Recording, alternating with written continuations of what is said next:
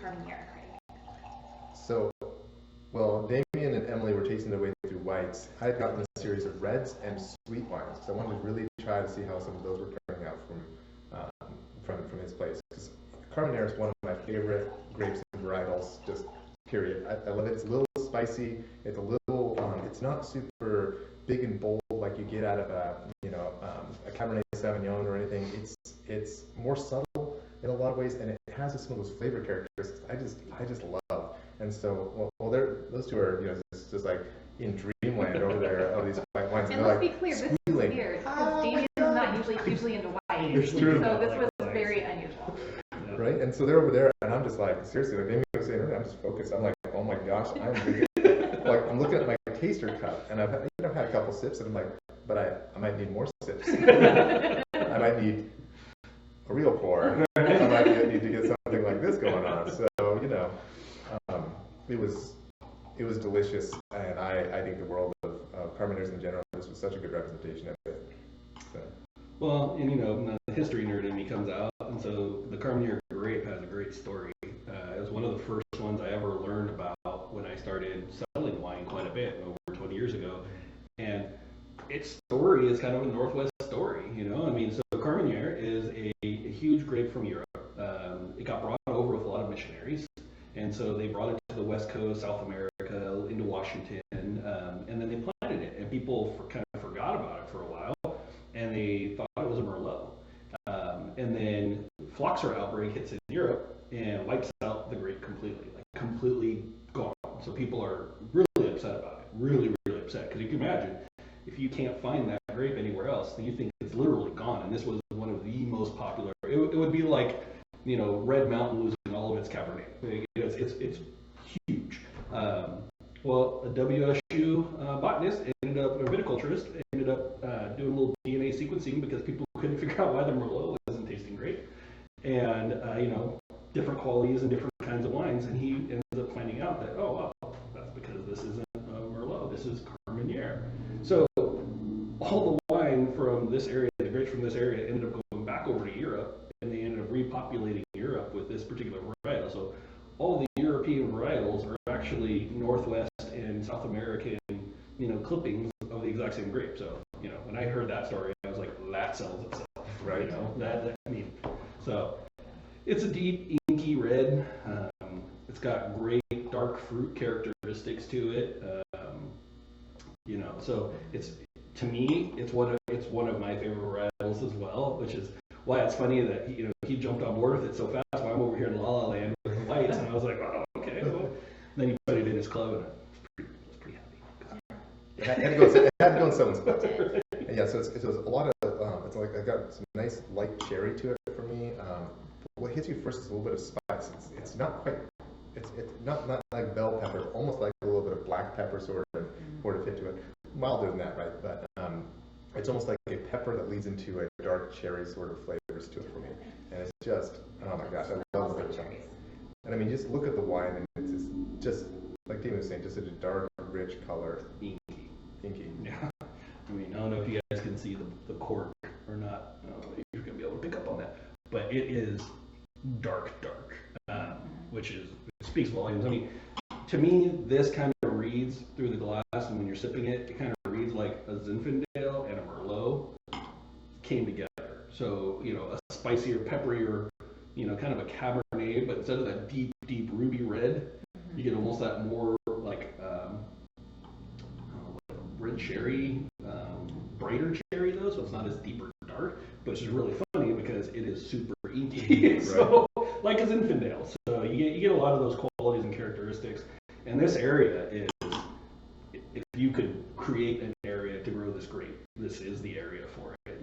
Really, really hot, cool at night, arid, so you're going to be getting, a thicker kind of skin to deal with at late nights, but you get all the fruit that comes out, and this wine does amazingly well here.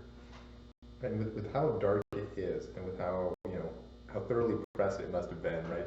You'd expect to get a lot of like those tannins, that really dry mouth sort of end to it, where you're just like that underripe banana sort of feel on your tongue.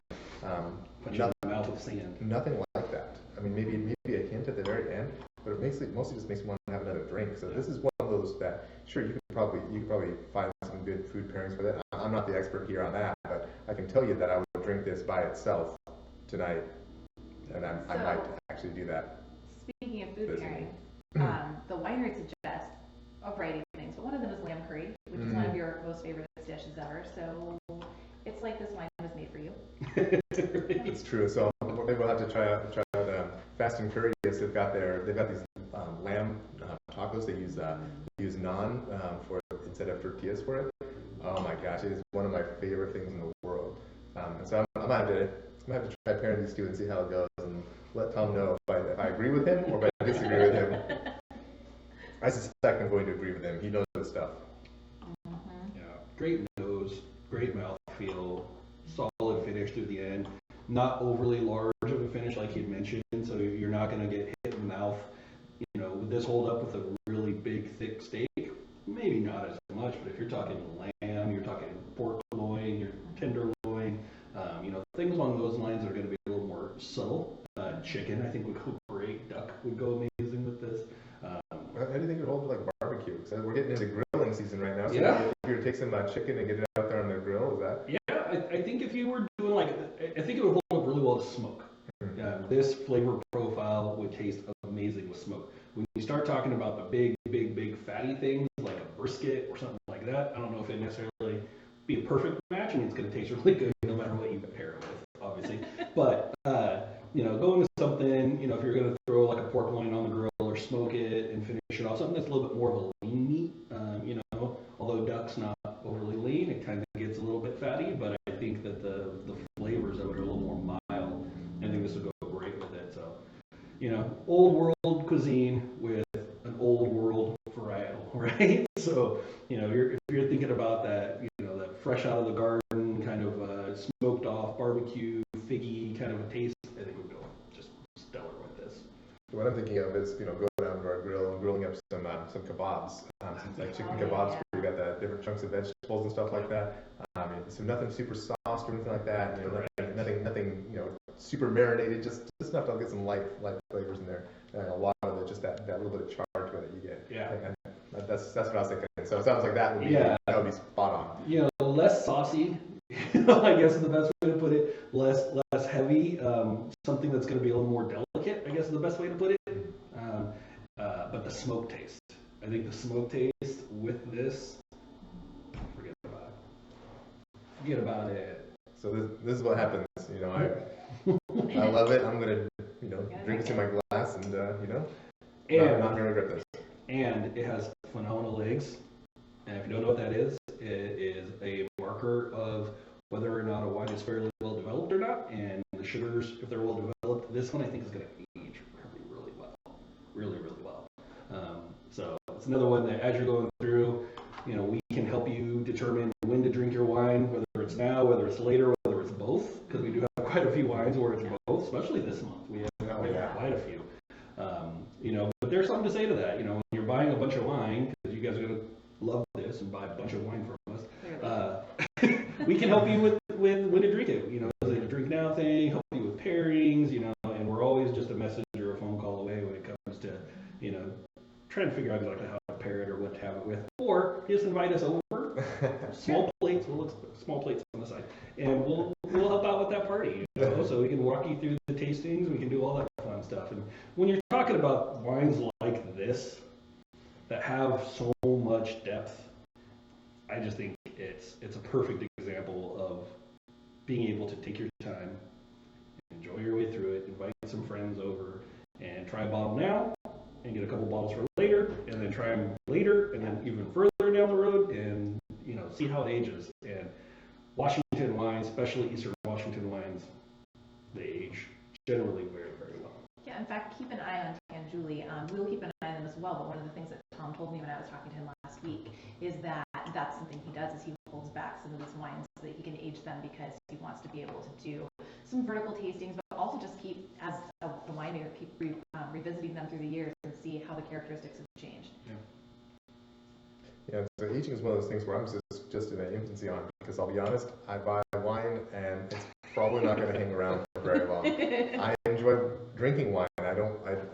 It's not there for show for me. It's not there for a status symbol.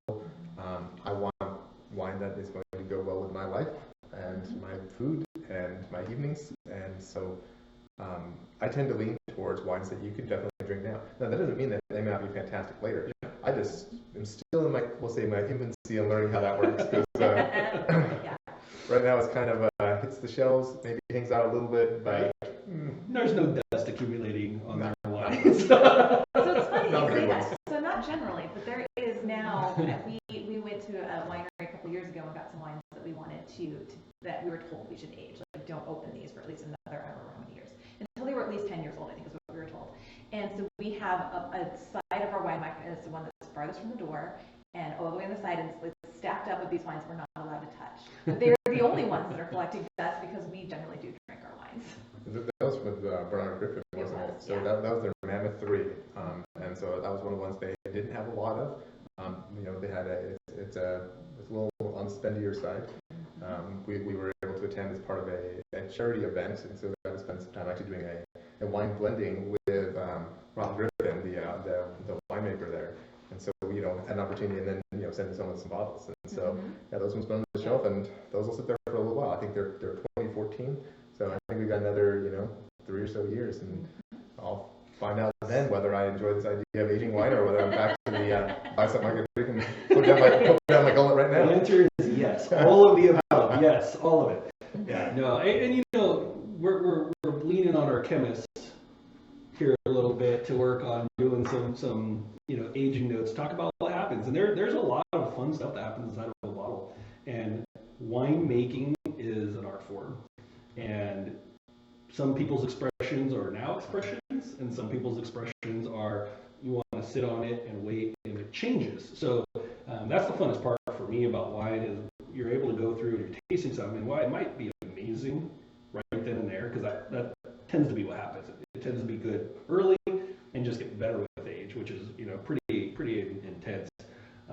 But yeah, no, it's one of those things where sometimes patience is a virtue, and waiting on a wine sometimes, well, it's hard. Trust me, it's hard.